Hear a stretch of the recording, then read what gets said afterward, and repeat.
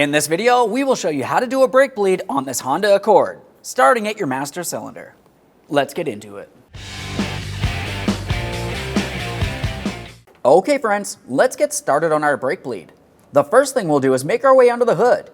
We're going to open up the master cylinder and remove as much of the original fluid from it as possible. After that, we'll top it off with either .3 or .4 brake fluid. Turn this. A quick inspection of the seal on that cap, it's extremely important. Now we'll continue on with a fluid extraction pump. We're going to remove as much of this fluid as possible, as I mentioned.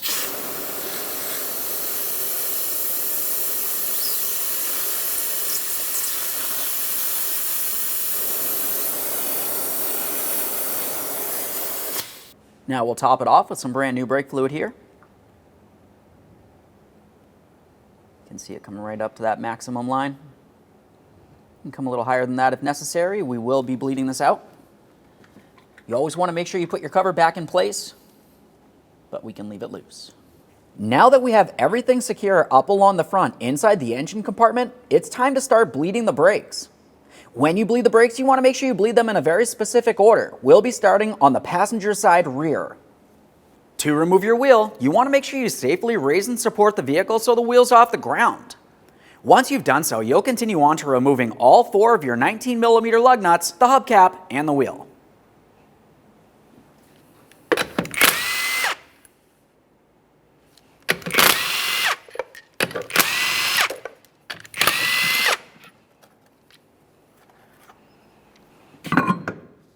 You saw how to remove one wheel. The process is the exact same thing for all others. Now we can start bleeding the brakes starting at the passenger side rear. With the wheel out of the way, if you were to look along the backside where the backing plate is, you're going to find the bleeder screw, which comes out of the backside of your wheel cylinder. It's common to have a rubber boot. This one does not. If it has the boot, go ahead and remove that. The next thing we'll have to do is continue with an 8mm wrench, and it's a good idea to have a collection receptacle because we want to make sure we recycle that fluid properly. We'll have a second person inside of the vehicle. We're going to ask them to pump up the brake pedal. Go ahead and pump the brake pedal, please. Now, while they're holding that, we'll go ahead and open this up, and we're watching for air and fluid to make its way out of this. Let's continue that process. Go ahead and pump, please.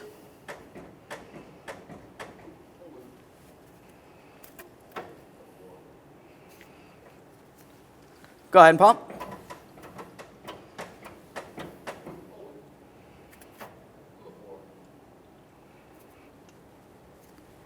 At this point, I have no air coming out of the system, but I do want to ensure that I have only clean brake fluid making its way all the way down here. Since the master cylinder is all the way on the far side of the car, we want to repeat this process several times. Go ahead and pump the brake pedal, please.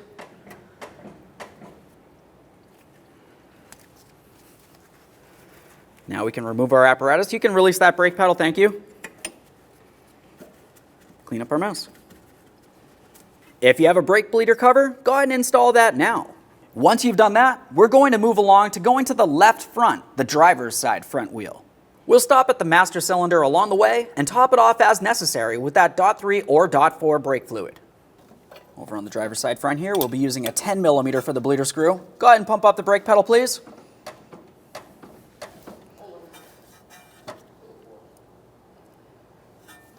Go ahead and pump.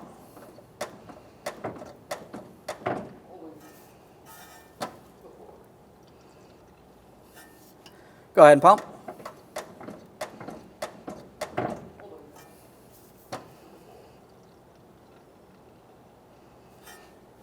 One last time here.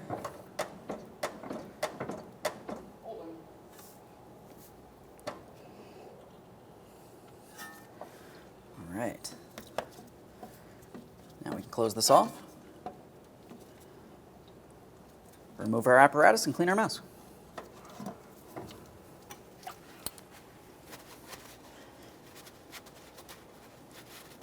Let's make our way to the driver's side rear. All right, we're over on the driver's side rear. We'll be back using our 8mm headed wrench on that bleeder screw. We'll get that ready. We have our collection receptacle, of course. All right, we're clear to pump that brake pedal, please.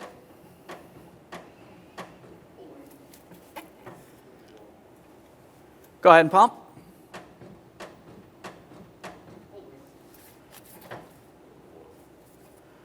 Go ahead and pump.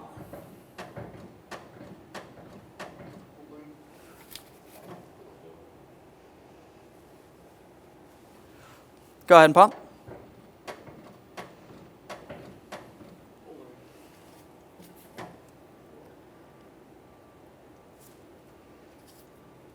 Okay, as you can see, I had only clean fluid making its way through here with no air bubbles. Let's go ahead and clean up our mess here, and we'll make our way to the passenger side front. We stopped at the master cylinder, checked the brake fluid level. Now we'll make our way over here. We can open this up. Go ahead and pump up the brake pedal, please.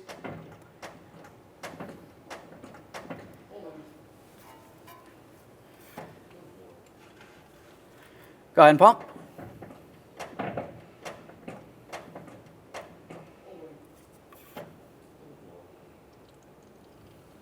Go ahead and pump.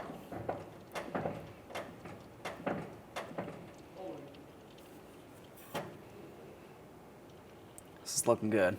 One last time here. Go ahead and pump, please. Oh,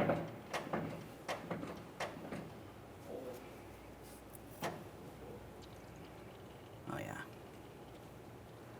That looks good. All right, you can release that brake pedal. Can you just pump it up till it's nice and firm, please?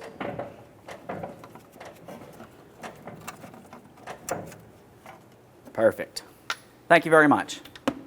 Clean your mess.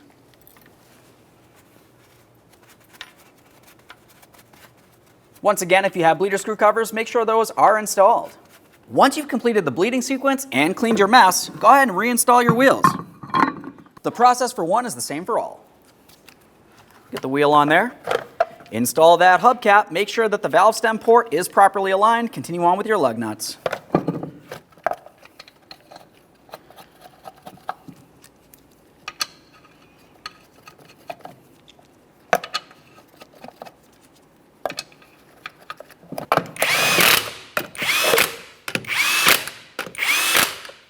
Now with our hubcap and lug nuts back in place, we'll have the wheel back on the ground and we'll torque these to 80 foot-pounds in a crisscross manner.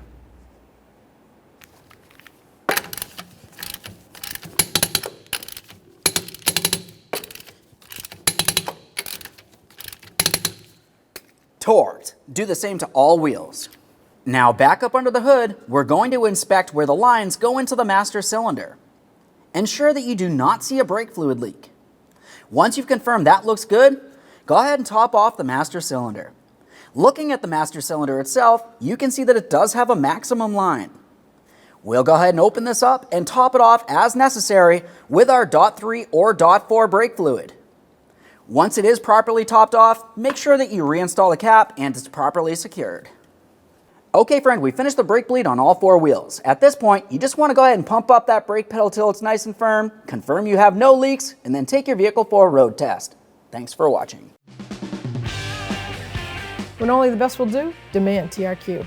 The only company that lets you view before you do. TRQ is committed to offering the highest quality aftermarket auto parts that are engineered for peace of mind. Thanks for using and viewing with TRQ.